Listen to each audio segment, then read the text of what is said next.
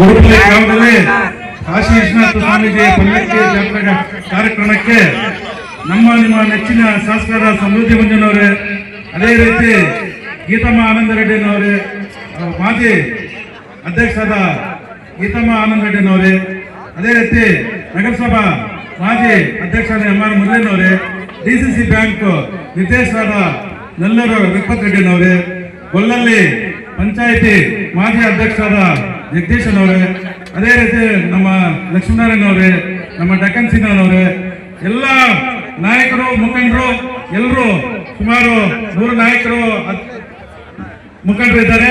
ಹೆಸರಾದ್ರೆ time ಸಾಕಾಗಲ್ಲ. ಅದಕ್ಕೋಸ್ಕರ ಮುಖ್ಯವಾಗಿ ನನ್ನ ರೈತ ಬಾಂಧವರು ಮತ್ತು ಗುರುಪಲ್ಲಿ ಪಂಚಾಯತಿ ಎಲ್ಲ ಗ್ರಾಮಸ್ಥರು ಮತ್ತು ನಮ್ಮ ಮಾಧ್ಯಮ ಮಿತ್ರರು, ಪೊಲೀಸ್ ಇಲಾಖೆಯವರಿಗೆ ನಮಸ್ಕರಿಸ್ತಾ, ಈ ದಿನ ನೀವು ಈ ಕಾರ್ಯಕ್ರಮಕ್ಕೆ ಇಷ್ಟು ಅದ್ದೂರಿಯಾಗಿ ಹೆಚ್ಚಿನ ಸಂಖ್ಯೆಯಲ್ಲಿ ಬಂದು ನಮ್ಮ ಶಾಸಕರನ್ನು ಸ್ವಾಗತ ಕೊಡೋದಕ್ಕೆ ನಿಮ್ಗೆಲ್ಲರಿಗೂ ಅಭಿನಂದನೆಗಳನ್ನು ಹೇಳಬೇಕು ಇಷ್ಟಪಡ್ತೀನಿ. ಯಾಕಂದ್ರೆ ಸುಮಾರು ನಾನು 30 ವರ್ಷಗಳಿಂದ ಇಲ್ಲಿ ನಿಮ್ಮ ಮನೆ ಮಗ ತರ ಇದ್ದೀನಿ.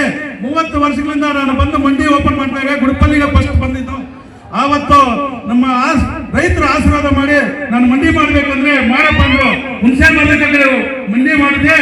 ಇವತ್ತು ಭಾರತ ದೇಶದಲ್ಲೇ ಗೊತ್ತಾಗುವಂತ ಟೊಮಾಟೊ ಮಾರ್ಕೆಟ್ ಆಗಿದೆ.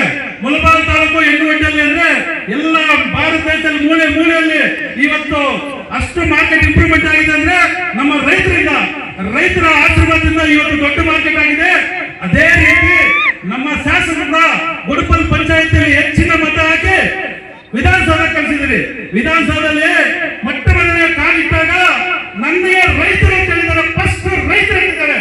ಅದು ಮೊದಲ ಮುಳಬಾಲಲ್ಲಿ ಫಸ್ಟ್ ಆಗಿ ಹೆಸರಾಗಿದ್ದ ರೈತರ ಕಥೆ ಅಂದ್ರೆ ನಮ್ಮ ಶಾಸಕರು ಸಮೃದ್ಧಿ ಮಂಜನವರು.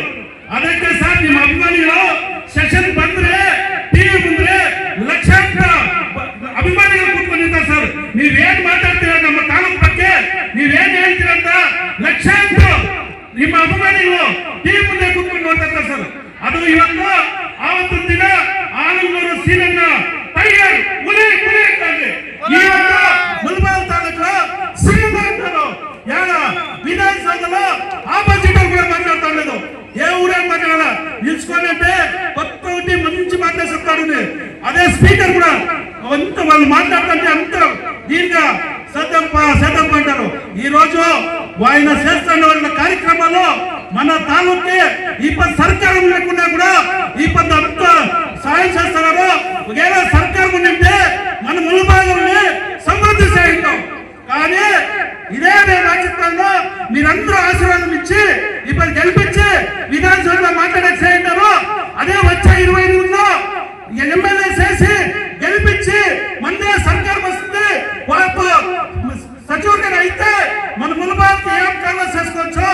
అట్లా సమృద్ధి మంజలు మన సిక్కిందని అదృష్టమో ఆయన ఇంటికి ఎత్తుకోపోయి కదా వచ్చినది.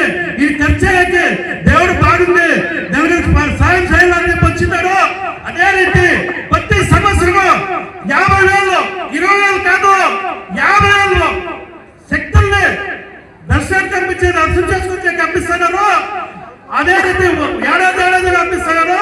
ఈ పద్దు మనకింత దేవుడు ఆశీర్వదించుకోవాలంటే మన సమృద్ధి ఉన్న ఎమ్మెల్యేలో మన శాసకులతో ఒక మనవి చేసుకుంటాను. ఈ పద్దు కేంద్ర సర్కారంలో కుమారన్న సచివులుగా ఉన్నారు.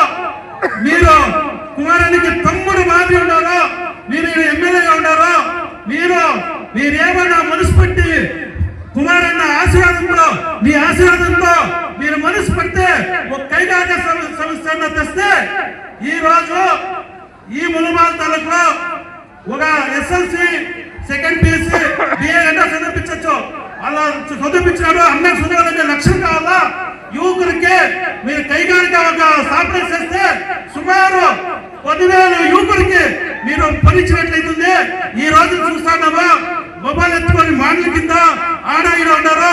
మీరు కైగారిక తెస్తే వాళ్ళకి దేవతో 10,000 యువకులు కుటుంబాలకి మీరు అందరూ